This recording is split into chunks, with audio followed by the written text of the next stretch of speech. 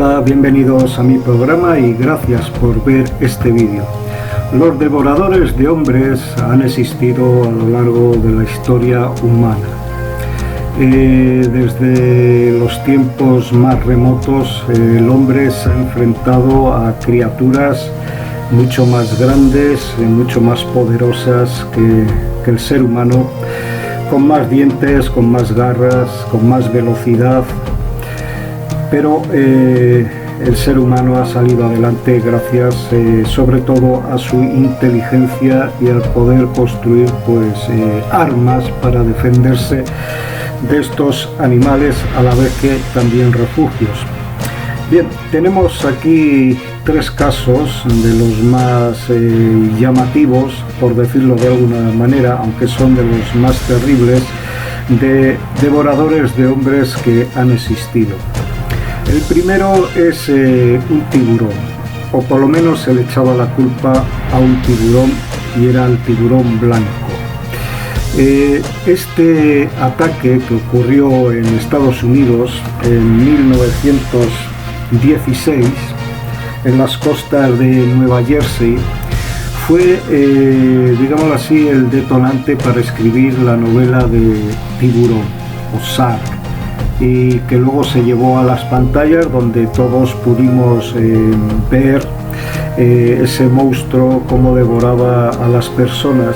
Y debido a esa película, pues entre muchos, yo me incluyo, cada vez que voy a una playa, pues me sorprendo de vez en cuando mirando a mi alrededor a ver si veo una aleta o una mancha oscura en el agua, porque la verdad que metió el temor en los corazones de medio mundo.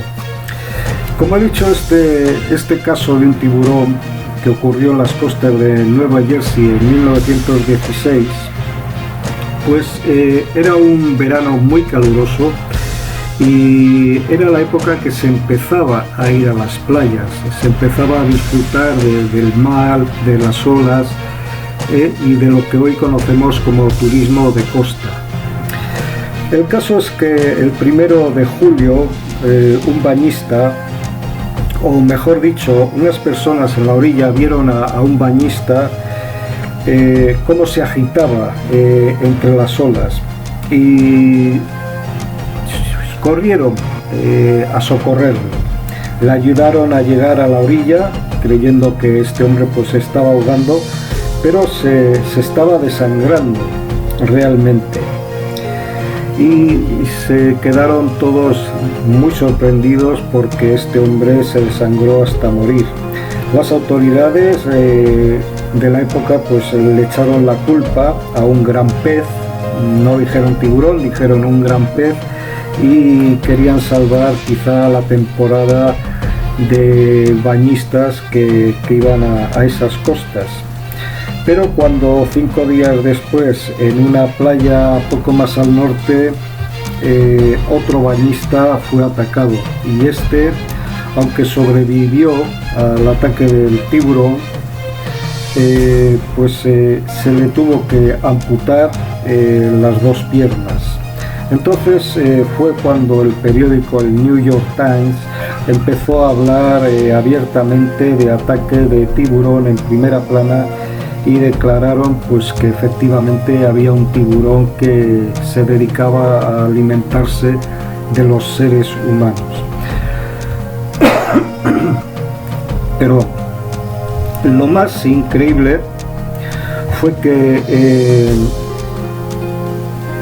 a varios kilómetros de la costa, un hombre, el capitán Cotre, que era un capitán de pesca jubilado, divisó un gran tiburón en un paseo que él efectuaba pasando sobre un puente que atravesaba el río Motagua a varios kilómetros de la costa.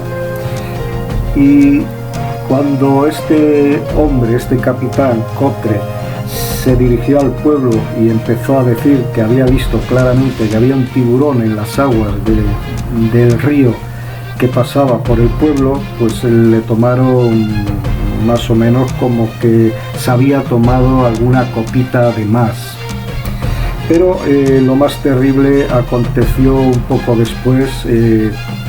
Al no creer a este hombre, pues unos muchachos que generalmente trabajaban en una fábrica, les dejaban salir más temprano debido al calor, y más especialmente en ese verano, para darse un chapuzón sobre este río Motagua, y con la tremenda desdicha de que a uno de ellos, más concretamente a Stanley, que tenía 11 años, a Lester, este tiburón lo atacó. Los otros muchachos, aterrorizados, salieron del río, fueron corriendo al pueblo a dar la voz de alarma de que algo terrible estaba pasando, y llegaron pues los habitantes del pueblo, entre ellos la madre de este pobre niño que se llamaba Lester, de 11 años, y no vieron al niño por ningún lado. Varios hombres se tiraron al agua para intentar pues rescatar el cuerpo o lo que fuera, y bueno, muchos de ellos se sumergían y salían varias veces hasta que se agotaron y se salieron del río, pero uno se quedó allí y efectivamente al final encontró en esas aguas medio turbias, pues en el fondo estaba el niño siendo devorado por un tiburón. Al acercarse y que intentar arrebatarle el niño al tiburón, pues este se volvió contra ese hombre y le atacó, desgarrándole terriblemente. Aunque salió vivo del agua, solo consiguió pues vivir 4 horas más, y después pues falleció tristemente. Esa es la historia de un gran tiburón, que yo he relatado 4 víctimas, pero se cree que hay algunas más, pero no está claro si era un tiburón blanco en sí, porque después se hizo una gran caza y batida de tiburones. Las personas del río, por ejemplo de este pueblo, pues empezaron a disparar, a tirar dinamita, iban con las barcas río arriba, río abajo, tirando cartuchos de dinamita y disparando por todos los lados a ver si conseguían matar a este tiburón, y cosa que no consiguieron. Pero en la costa se hizo una gran batida de tiburones, y entre ellos capturaron un ejemplar de algo más de 2,5 metros o 3 metros, y en ese sí efectivamente encontraron restos humanos. Era un tiburón blanco. Ahora, lo más, digámoslo así, contradictorio es que el tiburón blanco no puede subir río arriba varios kilómetros por agua dulce, porque su organismo no está diseñado para el agua dulce y colapsaría, porque necesita sal en su organismo. Pero sí que hay un tipo de tiburón que sí puede estar en agua salada y también en agua dulce, porque su organismo sí está diseñado, y es el tiburón toro. Entonces la sospecha es que sí hubo un tiburón blanco en la costa que mató a 2 o 3 personas, y hubo un tiburón toro que remontó el río y mató pues al menos otras 2 personas. Fue una fatal coincidencia, pero es lo que ocurrió. En los veranos muy calurosos hay mucha migración de tiburones en las costas norteamericanas. Ahora que suban tan al norte, pues tienen que ser años muy calurosos, como este de 1916. Seguidamente pues vamos a ver el segundo terrible devorador de hombres, que es un cocodrilo que se llama Gustav. Gustav, esta terrible bestia, es un cocodrilo del Nilo y habita en Burundi, en África, por supuesto. Dicen que Gustav suele medir entre 6 y 7 metros y pesar 1 tonelada. El caso es que, como nunca se ha podido ni capturar ni matar, pues no se ha podido medirlo y por supuesto pesarlo. Este cocodrilo empezó, se supone, a interesarse o a acostumbrarse a la carne humana cuando una guerra civil en 1993 en Burundi empezó a proveer de carne humana a los ríos y al lago Tanganica, porque había grandes matanzas y muchos de estos fusilamientos o ejecuciones, o simplemente que morían en batallas en las guerras, pues iban a parar a los ríos, al río Lusisi, donde habita este cocodrilo, y al lago Tanganica. Y entonces pues se acostumbró, parece ser, a la carne humana y le cogió gusto y hizo un gran desastre, ¿no?, entre las comunidades indígenas que habitaban, trabajaban y vivían de la pesca en esos ríos o lagos. El caso es que después de haber matado a docenas y docenas de personas, salió a la luz, gracias o por desgracia, cuando atacó a una mujer en el 2002. Esta mujer se llamaba Catherine Andrews. Era una antropóloga forense de Estados Unidos que buscaba fosas comunes para las Naciones Unidas. Y en una de esas búsquedas, al lado o en la orilla del río Lusisi, fue atacada brutalmente. Hubo un testigo que vio el ataque y se quedó prácticamente petrificado. Aunque sí llegaron más soldados, intentaron ametrallar e intentaron matarle. El caso es que esta mujer, Catherine Andrews, desapareció totalmente y no se ha vuelto a saber nada de ella. Se supone que se la llevó y la devoró, como suelen hacer todos los cocodrilos.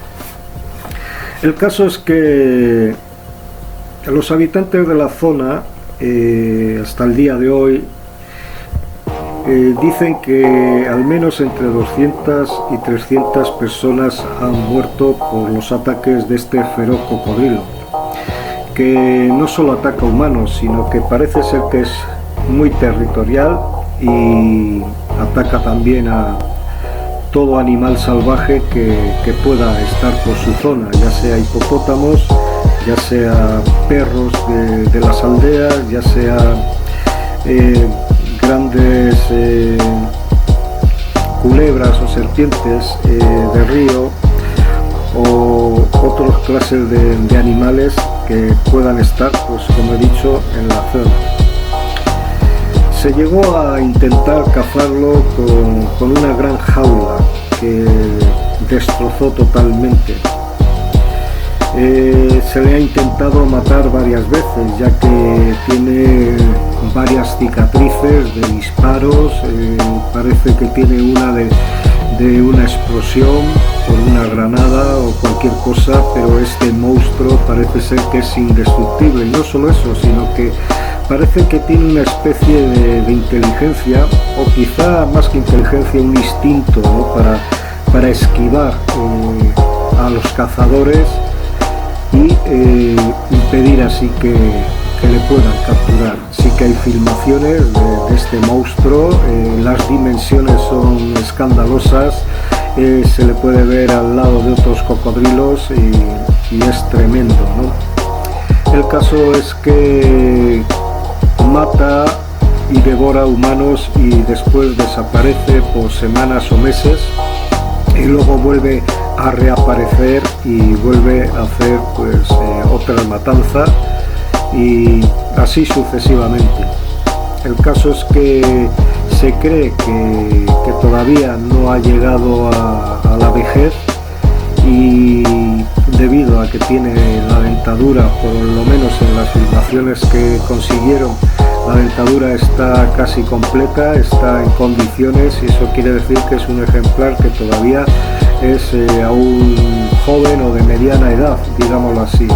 Estos animales viven 70, 80 años y pueden crecer en este caso bastante más de las dimensiones que actualmente tiene.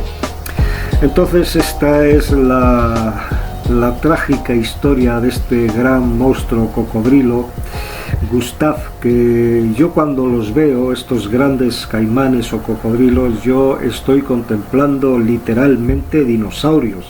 De hecho, estos han sobrevivido a la época de los dinosaurios. Entonces tenemos hoy en día ejemplares que podemos ver con agrado a aquellos que nos gustan pues, los dinosaurios y demás. Y este es uno de ellos. Es un dinosaurio, es un pariente prehistórico que ha sobrevivido hasta nuestros días, aunque no de tan grandes dimensiones como el tiranosaurio rex, pero son animales formidables y de unas características que sin duda entran en ese cesto, digámoslo así, de dinosaurio. Bien, ahora vamos a continuar con el siguiente, que son leones. Los leones del Tsavo, los leones más tristemente famosos de la historia. Los leones antropófagos del Tsavo, que Tsavo significa lugar de matanza. En 1898 dos leones pararon literalmente los pies al Imperio Británico, devorando a los trabajadores del ferrocarril, dirigido por un ingeniero militar que se llamaba Coronel John Patterson. Era un gran aficionado a la caza mayor, que llegó a perder incluso a su asistente personal a manos de los leones. Este asistente personal de John Patterson fue devorado. Patterson era el encargado de construir una vía férrea y un puente, pero dos leones empezaron a acechar el campamento y a conseguir matar al menos 140 obreros de este campamento. El problema era que los trabajadores que habían llevado allí eran hindús, pakistaníes y algunos de otras partes del imperio que no tenían ni sabían nada de leones, ni cómo protegerse, ni cómo tratar con ellos, ni cómo ahuyentarlos, ni demás, no como los nativos de África. Por ejemplo, los masái son grandes cazadores de leones, saben cómo protegerse, no solo ellos, sino a su ganado y como he dicho, pues cazan literalmente a cuerpo descubierto a los leones. Bien es cierto que van un grupo de masáis con sus lanzas, sus escudos y bueno, pues atacan a los leones cada vez que los leones matan alguna pieza de su ganado. Hay una gran rivalidad entre los masáis y los leones, pero si cada uno entiende su territorio, las piezas. Por ejemplo, si los leones solo matan a animales salvajes, pues los masáis los dejan en paz, pero en cuanto empiezan a matar ganado, entonces esta tribu de guerreros pues va en busca de ellos y acaba con cualquier depredador que amenace su ganado. Entonces, como he dicho, los hindús y los pakistaníes no están acostumbrados. Incluso el John Patterson, que era un coronel muy aficionado a la caza mayor, había estado en la India y había tenido contacto con tigres, había cazado tigres y otros ejemplares de animales, pero también desconocía lo que era y cómo actúa un león. Entonces, estos leones por la noche, al anochecer, por ejemplo, se hacían más activos, acechaban el campamento. Para ellos era bastante fácil conseguir carne humana. ¿Por qué? Pues porque, como he dicho, el ser humano pues no tiene ni garras, ni grandes dientes, ni tiene velocidad, ni tanta fuerza como estos animales. y es una pieza bastante fácil de cazar en un territorio como es estas sabanas o estos territorios africanos donde hay grandes depredadores. El caso es que se cree que uno de estos dos leones tenía un problema dental, tenía un colmillo partido que se pudo comprobar después de que se les matara, de que tenía dificultades para cazar. Entonces uno de ellos era más, digámoslo así, cazador y devorador de hombres que el otro, pero juntos también hicieron una escabechina. Como no podía perseguir ni cazar grandes piezas, incluso tampoco pequeñas por el malestar de su dentadura, y debido a que las cebras, gacelas o búfalos o jirafas o elefantes o lo que tú quieras de África, pues o son más veloces, también son muy fuertes, necesitan mucha destreza los leones, y para acabar, por ejemplo, con un búfalo se necesitan varios leones, ya que estos búfalos son muy fuertes, muy poderosos, incluso pueden llegar a matar a un león. Y perseguir a presas veloces pues también es una complicación, y los humanos pues tenían un campamento donde ofrecían carne abundante por donde quiera que estos leones miraran. Entonces lo que hacían era acechar durante horas, vigilar, y al atardecer o al anochecer entraban en el campamento. Entraban dentro de una tienda donde estaban los obreros durmiendo, cogían a uno, lo arrastraban, lo sacaban del campamento hacia las zonas de hierbas altas, y allí lo devoraban. Incluso los aterrorizados obreros escuchaban, ¿no?, los gritos de agonía, incluso hasta llegaban a escuchar cómo les quebraban los huesos cuando los devoraban. Eso creó un terror inmenso, hasta que John Patterson pues pudo acabar con estos dos leones. El primero pues lo mató desde una atalaya, puso un burro muerto en un sitio, y en un árbol había construido una atalaya, y cuando vino el león atraído por el olor pues le disparó y lo acabó matando. El segundo fue un poco más complicado, pero también consiguió matarlo, pero tardó 20 minutos y varios disparos en acabar con este animal. Lo sorprendió en un barranco, y le disparó la primera vez y lo hirió, pero el león seguía avanzando sobre él, hacia él, y seguía disparando, y el león caía, pero se levantaba, y más furioso pues seguía avanzando hacia el cazador, y le volvía a disparar, y así sucesivamente hasta que el león cayó apenas a 1,5 metros de él. Eso fue de gran impacto a este cazador, y bueno, consiguió acabar con estos leones, pero ya los leones habían hecho un estrago tremendo en medio de estos obreros y trabajadores del ferrocarril que estaban construyendo. 140 víctimas contabilizadas, se cree que podría haber muchas más. Estos leones pues